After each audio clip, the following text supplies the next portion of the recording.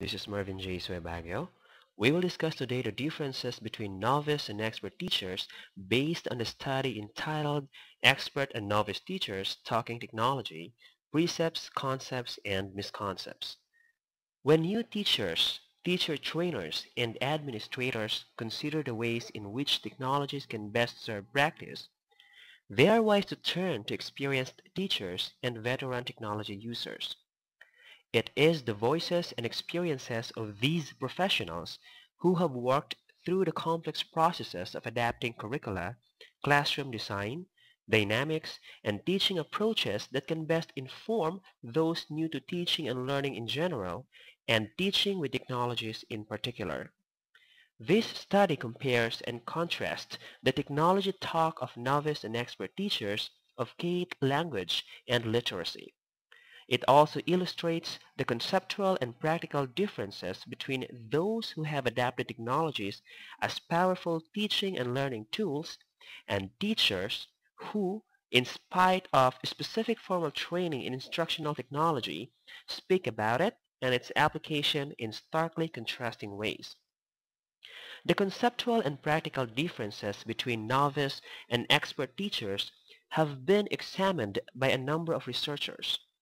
Those differences that have been empirically revealed through a number of qualitative approaches include the relationship between lesson plans and teachers' implementation of them, differing abilities as regards moment-by-moment decision-making, awareness and accommodation of learners as individuals, ability to shift content on the fly, the number and quality of instructional patterns and routines in the repertoire, and the degrees to which planning is undertaken at the macro or micro level. In nearly all cases, novice teachers appear to respond less effectively to derailments during their planned lesson and have fewer contingencies to apply to novel situations. In an effort to address the conceptual and relative practical differences between expert and novice technology using teachers, recorded interviews were undertaken with three groups. One group consisted of two teachers who had extensive experience using technologies in support of their learners' language and literacy development. In order to compare and contrast the thinking and talk of these expert practitioners, interview data were also compiled from five novice teachers during their first experiences as public school teachers in a technology-centered after-school program. Finally, a transitional expert provided a third set of interview data that tracked her real and conceptual transition from an expert, veteran teacher who abhorred the idea of using computers to one who embraced and valued their use as language and literacy tools. Talk and concepts concerning technologies and their uses in instruction varied markedly among these three diverse groups of language and literacy educators. The following novice expert continua emerged from the talk and writing of these three groups. Contrasting talk lies along four teacher development continua. Talking about the locus, the expert practitioners saw the machine as merely a tool with all agencies for teaching and learning residing in teachers and students. Novice discourse is replete with references to computers as being the locus of agency in the instructional process. I provided you with some of the responses so that you can clearly see the differences in their perceptions. For the transitional expert, at the outset of her technology's adaptation process, she, like the novice teachers, was somewhat mystified by what computers were actually supposed to do to affect learning. At first, she thought that machines take over some of the vital social aspects of the teaching and learning experience. However, she very soon discovered the merit of the tool's conception of technologies. Based on the responses, it's pretty obvious that the locus of learning of novice teachers is the machine, while expert teachers' locus of learning is the learner. Let's discuss the focus. New teachers typically focus on themselves as teachers, not on student learning.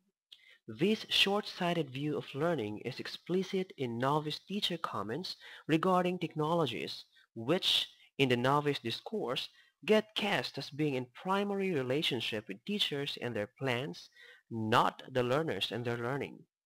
On the other hand, experts consistently framed their responses to classroom activities in terms of the learner, not themselves. They referenced the activity, the attempts, and accomplishments of their students in terms of their learning objectives and instructions. Our transitional expert was at first intimidated and of a novice-like mind regarding herself in relation to the riskiness of the machine. This was quickly overcome through gentle mentoring that continually highlighted her tremendous strengths and vast expertise as a professional educator and pointed out how her goals and style could be in complementary relation to what the computers in her classroom had to offer. The novices in this study reported that their focus was oftentimes more on controlling learners than on the language and literacy development of their students. Novice teachers using technology are subject to the typical classroom behavioral and organizational tensions coupled with those that arise when children have access to expensive and potentially sensitive equipment. In contrast to the novice tendency to seize up, the expert teachers seized every opportunity to enhance the language and literacy potential of working with computers, focusing on student process and learning rather than on a single plan. More experienced teachers saw that computer as an additional opportunity to teach rather than to punish. For this continuum, we can see the difference in instructional emphasis between novices and experts. For novices, what appears to matter most when learners use computer is what gets done. Some product is anticipated. For the expert teachers, what counts most, what gets emphasized in tasks and their management, is the learning that gets engaged in the learning process. According to Berliner, part and parcel of an emphasis on process is an educator's ability to notice what is important in the learning processes and to act on it in ways that support and enhance the learning. Where novice teachers appeared more occupied by the machine, their own teaching, class management, and products, the experts were highly attuned to what it was learners were doing and were proactive in responding to teachable moments. Based on the study, we can infer that an expert not only knows more terms and facts about a domain than a novice, but also has developed a conceptualization of how these terms, facts, and concepts fit together into an overall schema. This connection to teaching extends well beyond matters of curriculum to encompass larger conceptual composite craft of knowledge. Teachers need to learn to see and seize opportunities to observe, enact, and support learning in highly complex social settings. This is an aspect of teaching that sharply distinguishes novices from experts. Novice preoccupation with new technologies can potentially undermine their evolution to an expert's fine-tuned noticing ability unless, perhaps, these risks are made explicit. Understanding conceptual differences and how these translate into such practical procedural risk-taking may help further professional development efforts for technology-using language educators. In considering differences in the discourse and practice of novice versus expert teachers with regards to technology, it becomes clear that training may not be sufficient for the needed conceptual development that leads to the kind of ease and repertoire characteristics of expert users. Understanding the conceptual discourse differences of pre-service and newly practicing teachers is a critical starting point in developing the instructional materials, experiences, and guidance that can support growth in understanding the power and potential of the medium.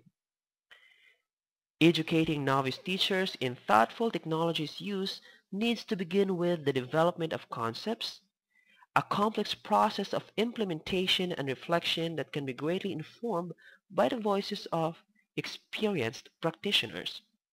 And finally, for an aspiring educator like me, An open mind is necessary to embrace dynamism in the profession and to pace with a fast-changing world that greatly affects school curriculum, students' behavior, and people's lives in general.